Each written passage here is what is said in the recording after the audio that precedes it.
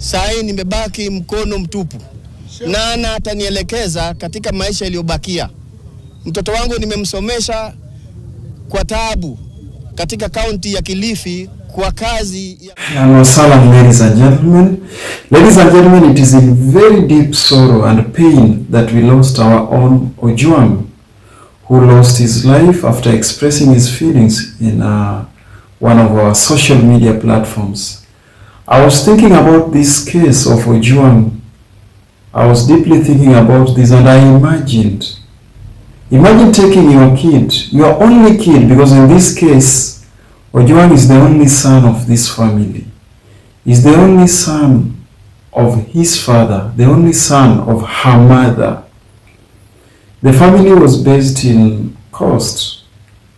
The father has been hustling all along, taking a kid to Pwani University.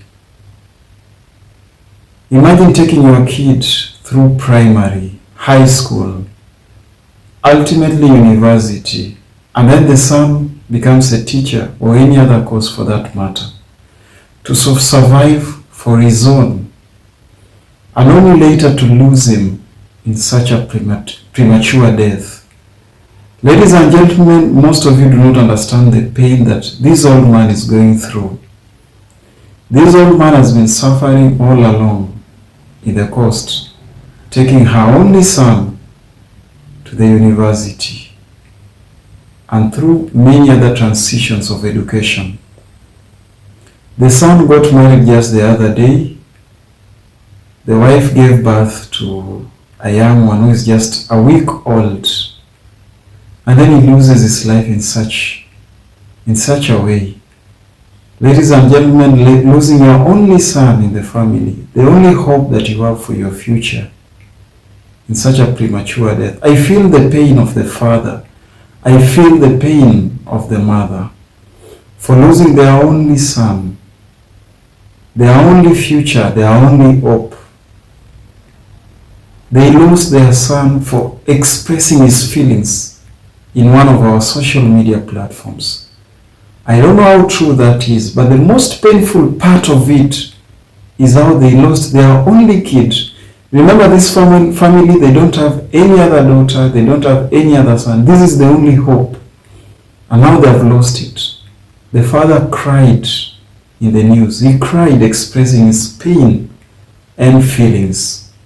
It's so painful, ladies and gentlemen. Sai nimebaki mkono mtupu.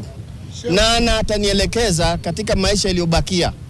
Mtoto wangu nimemsomesha kwa taabu katika kaunti ya Kilifi kwa kazi ya kware. Ladies and gentlemen, take a minute and be in her parents' shoes, especially his father.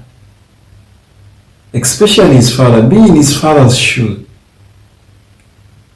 Your only hope, your only future, your only son that God has blessed you with. Your only lifelong experience. I mean lifelong investment.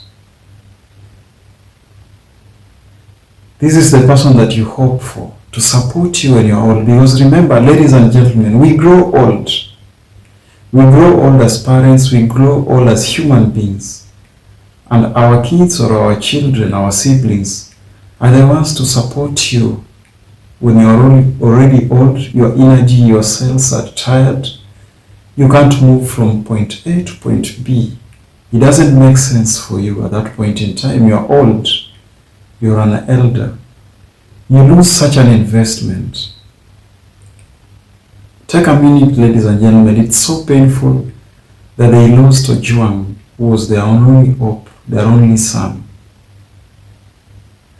I looked at this case and I looked at the Gen Z generation, my generation, the generation of our time.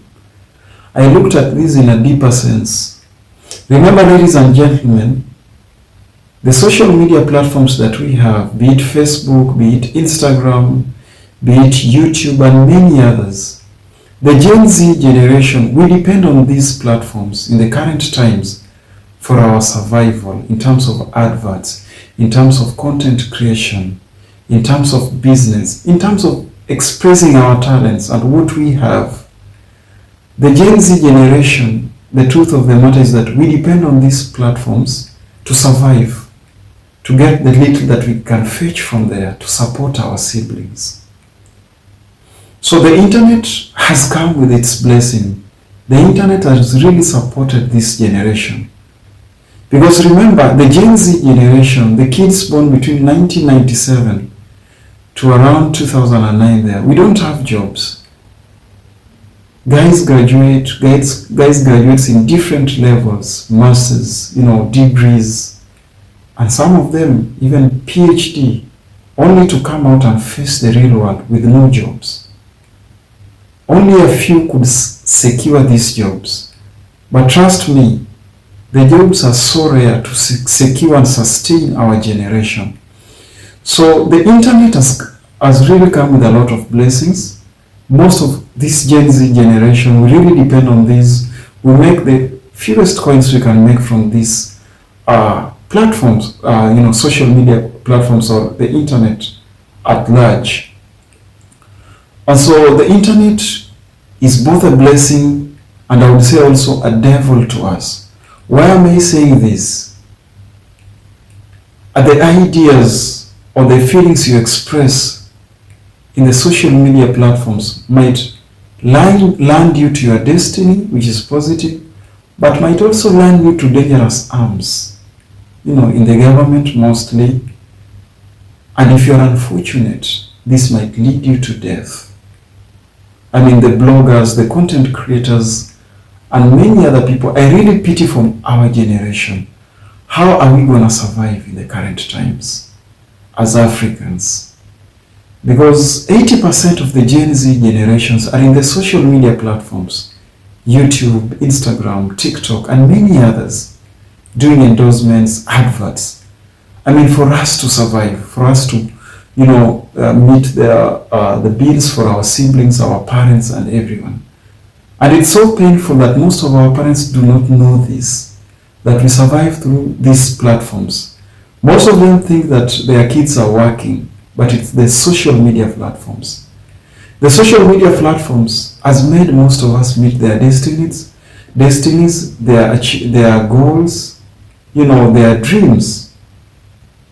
I mean, we have presenters in the social media, we have dancers, we have musicians, we have guys who are doing a lot of talents, expressing them in the medium.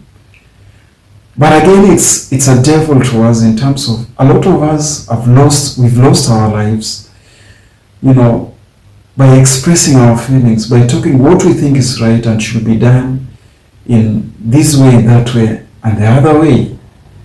We've lost Ojwang. The family has been left in pain, even though we've contributed. But the point is, death has happened, and we pray that God saves the Gen Z generation.